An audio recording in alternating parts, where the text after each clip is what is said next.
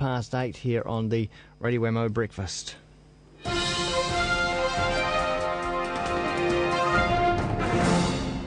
In our report? Why can't? I'm asking you. I know that those are big issues, but we're big enough to obviously hit more than one issue in a day, surely. And I'm asking you if you think there's enough public interest in this for it to be released. Yeah, so I think the things that the public are really interested in, and the feedback I get from them, is they're interested in the economy, they're interested in the serious policies that matter, and they're not interested in other things. If you want to talk about It's State of It with Selwyn Manning from thanks to scoop.co.nz. Selwyn, good morning to you.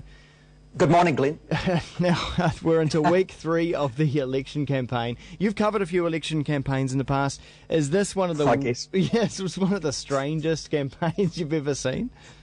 I have never seen an incumbent Prime Minister who was, going into the election campaign in the first 2 weeks looking pretty solid and sound to actually spit the dummy, to storm out of, a conference, what we just saw in that intro, and to basically bumble his lines and then try and actually attack the media by sicking the cops onto them over some supposedly, non-effective kind of throwaway lines, if you believe their side of the story, a conversation that they wanted to keep private. I mean, it's ridiculous. I mean, sicking the cops on the media your gateway to your voting public. It just doesn't make sense. Any politician that goes into war against the media ends up eventually failing, Glenn. And that's what I've kind of always observed, I suppose, over the last, decade, I guess. So I think the public are fairly now much familiar with the facts of the case and what has actually happened over the past week. It's been pretty hard to miss, but he has really dug his heels in. He's sticking to the line that what was done was illegal. It's now a matter for the police, and he's now trying to drive a wedge between the media and the public on this. Yes, he is. That's the strategy. That's clearly... Now, there's a lot of speculation as to, the storming out, the Prime Minister John Key, leader of the National Party, storming out of that press conference where he was supposed to be delivering, National's new trade policy.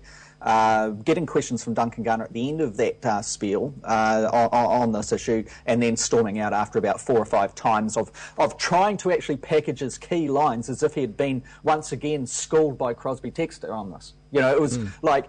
He'd been, clearly someone had said, keep to your lines. If they ask this, say this. And so he's repackaging those lines in different ways with different facial expressions. In a robotic kind of way.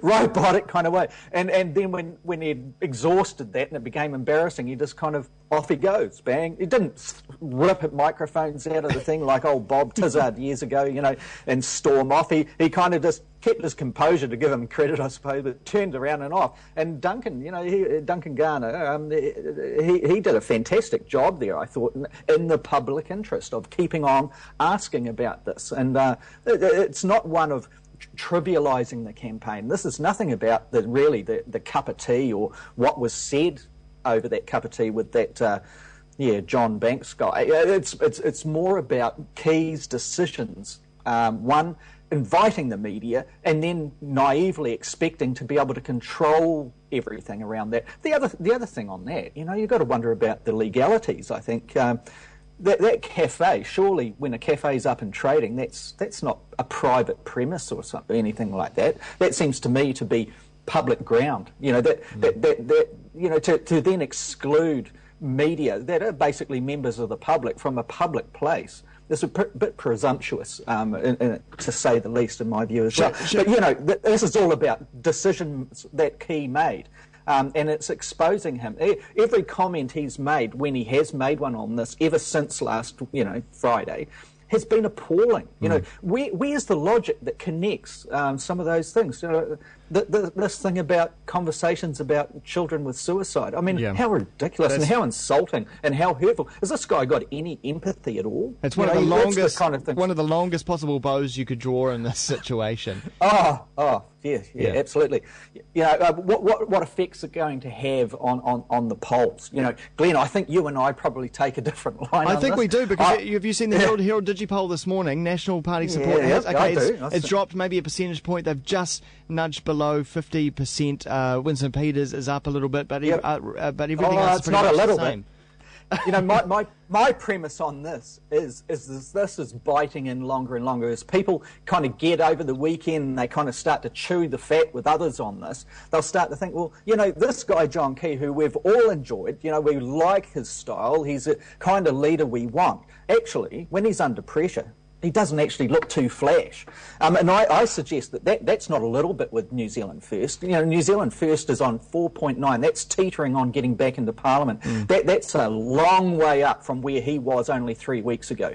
And I remember having an interview with Winston Peters on the I Predict show about 2 weeks ago, just at the point where he was starting to rise, and putting it to him, you know, is there power in pitching your campaign to, you know, said to Winston Peters, saying that you're going to be on the opposition benches? And he says, absolutely. You know, and he listed a number of things that he had achieved when he was in that situation before. But he you know, also said to him, do you think it's an issue where there is a lack of leadership in the last Parliament, a lack of leadership from the Prime Minister, a lack of real solid leadership from the opposition benches, and people are actually looking for that. And I think this poll this morning is actually indicative of that sentiment. People thinking, okay, I was thinking we're getting a strong leader in this Prime Minister, this National Party leader, but he looks like a flake. You know, simply. But see, no, I take the other one. So then they look, and they see Peter sitting there, and they think, well, at least that guy's standing up to the cameras and actually, you know, looking strong. I think that support is coming probably from Labour, and I think I take the other line here that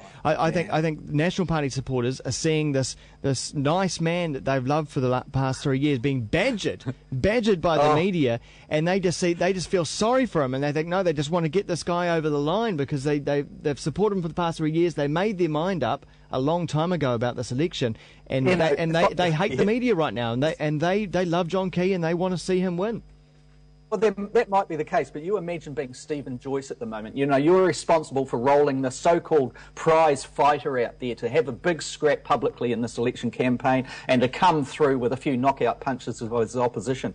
What we see is like a tired old punch-drunk athlete who's asked to go through the actual rounds again, get into that ring and take the blows one more time. Not from his opposition kind of colleagues, not from his contenders, but from the media, from those who observe these things. He can't even take the blows from a media. I mean, really, I kind of can't imagine a rationally, reasonably minded Kiwi voter actually looking at this and thinking, gee, this guy does the business, you know, and good on him for that, sticking up to his principles. Now, when we boil it down, every point in this saga has been failed politics.